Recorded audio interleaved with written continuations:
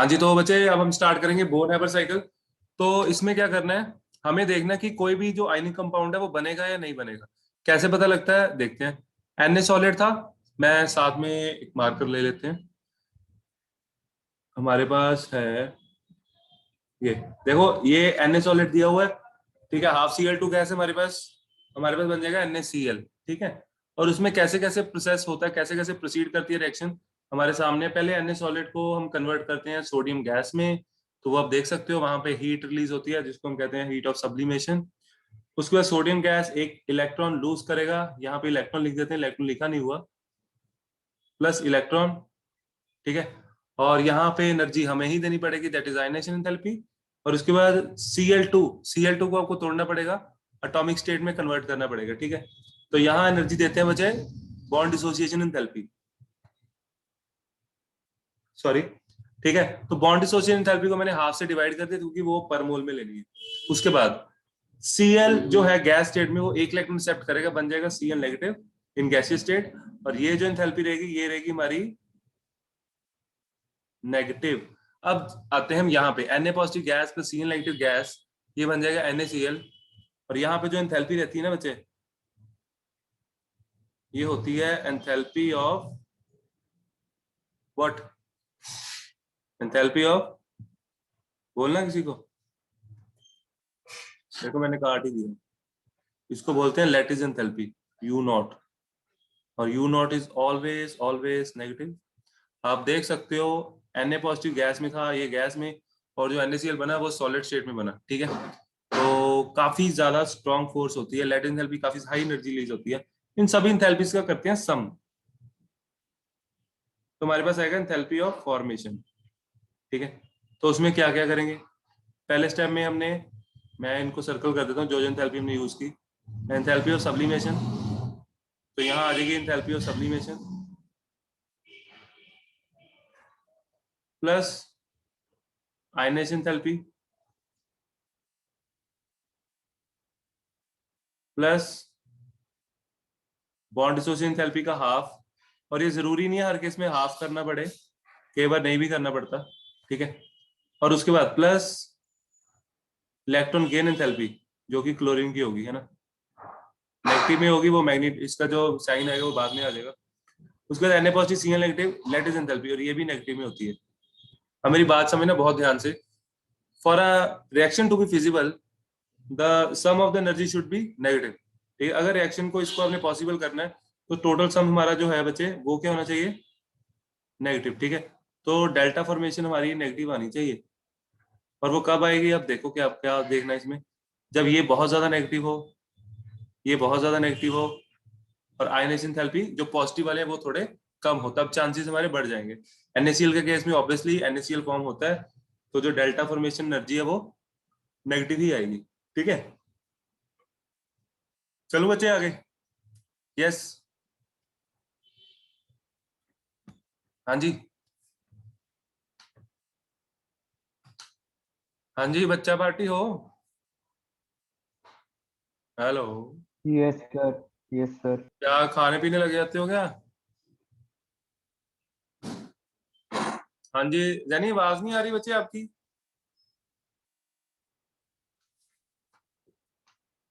Sir इधर ही हूँ sir. आ गई आ गई आ गई, ठीक है, मेरे को था शायद आवाज नहीं आ रही, ओके।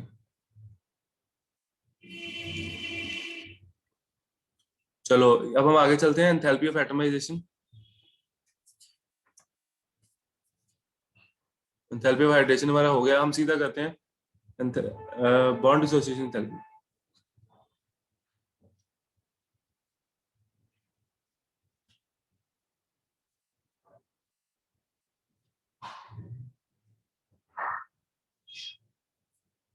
अब इसको ध्यान से समझना टॉपिक को।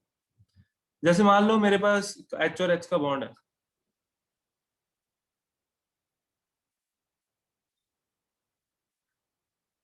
ये बन गया। इसको तोड़ने के लिए जो एनर्जी चाहिए ना वो होती है 435 किलो जूल। ना डाटा, रफ डाटा मेरे को याद है वो लिख रहा हूँ, आपको वैल्यूज याद नहीं करनी। इसके अराउंड एनर्जी चाहिए होती है, ठीक है। तो उसके बाद अब मैं लेता हूं ये चीज तो क्लियर है। अगर मैं ClCl लेता हूं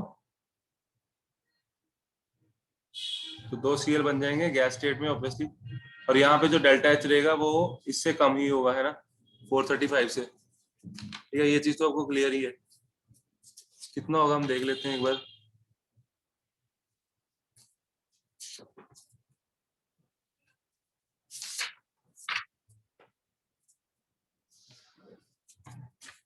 हाँ ये दिया हुआ है, वैल्यू कहाँ है, वैल्यू वैल्यू नहीं गिवन, Cl की वैल्यू नहीं गिवन, कोई बात नहीं। Cl की वैल्यू हमें पता है कि 435 से कम होगी, ये एक आपको क्वेश्चन नॉर्मल जनरल क्वेश्चन है, पता होना चाहिए, क्योंकि Cl की जो एंथैल्पी रहती है बच्चे, तो x होगा, x will be less than 435, क्योंकि साइज बहुत बड़ा होता है क्लोरीन का as compare to hydrogen, bond जो है वो बहुत वीक रहेगा। ठीक है बच्चे, अब यहां से ध्यान से सुनो, अगर मेरे पास है CH4, यहां से अगर मैं H अलग करता हूं, ठीक है, मतलब कि मेरे पास 4 बॉन्ड है, आपको पता है इसका स्ट्रक्चर टेट्राहेड्रल होता है। यहां से अगर अगर मैं H को अलग कर देता हूं, तो क्या मैं इक्वल्स टू के उधर क्या लिखूं, मेरे को बताओ। ये चैप्टर मैं डिटेल में इसलिए करा रहा हूं ताकि लॉन्ग टर्म के लिए याद रहे। ठीक है, बहुत इंपॉर्टेंट चैप्टर है, इतना टाइम मैंने किसी चैप्टर को नहीं दिया। बताओ जी।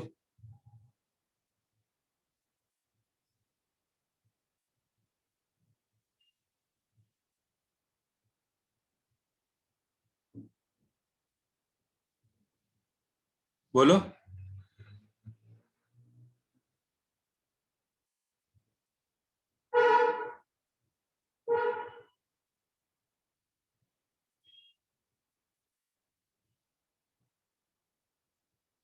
बोलो जी, CH4 कैसे टूटेगा।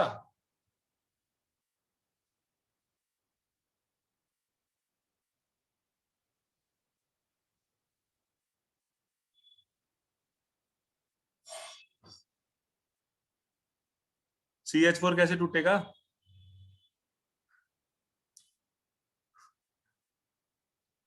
बोलो मित्रों, बोलो। Sir, H positive or CH3 negative. Very good Dev and jenny.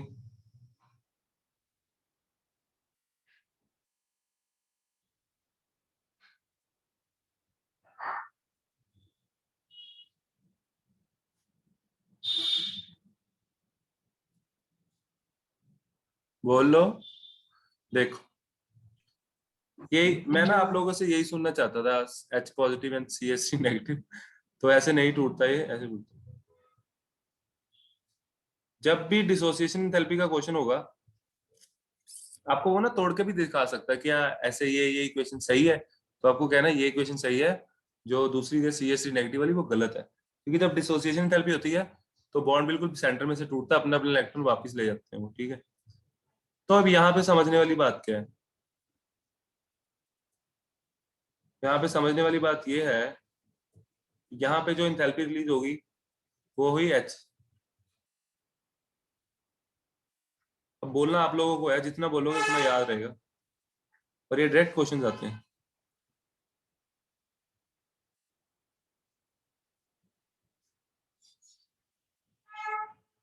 यहाँ पे एंथैल्पी रिलीज हुई H, मेरे को बताओ ये एंथैल्पी सेम रिलीज होगी या डिफरेंट होगी।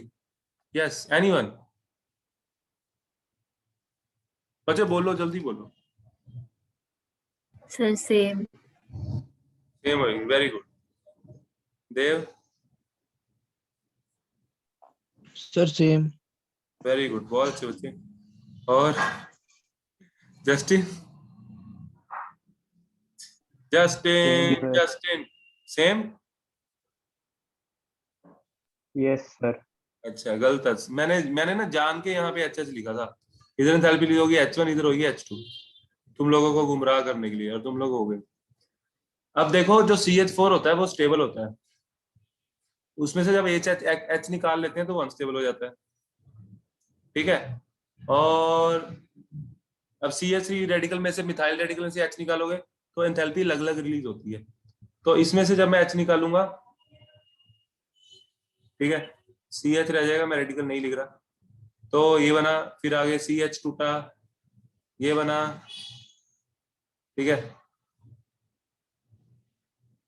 तो एंथैल्पी जो है वो अलग अलग रिलीज होगी। तो ऐसे केस में हम लेते हैं average enthalpy, average H1 plus H2 plus H3 plus H4। ये हेट्रो मॉलिक्यूल्स है ना। हेट्रो के केस में याद रखना कि एंथैल्पीज अलग अलग रहती हैं। आया बच्चे समझ?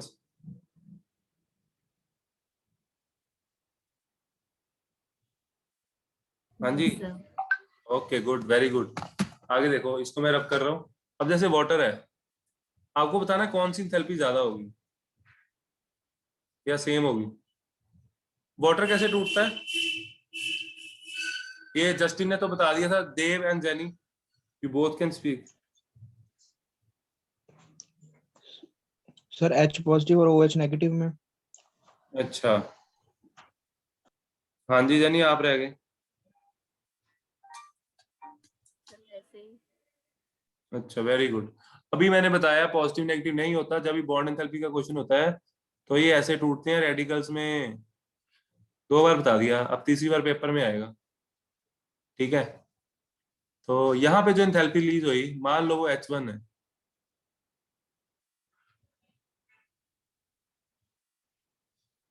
यहाँ पे जो एंथैल्पी रिलीज हुई वो मान लेते हैं H2 है। अब बताओ H1 H2 में क्या रिलेशन होगा, इक्वल होंगे, कम हो गए, ज्यादा होगा, क्या होगा? यस,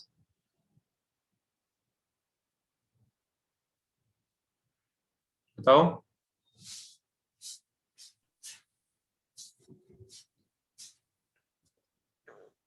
सर H2O की ज्यादा होगी एंथैल्पी क्योंकि वो स्टेबल है। हाँ, इसमें वही कंसेप्ट लगना जो मैंने पहले बताया, ठीक है, गुड।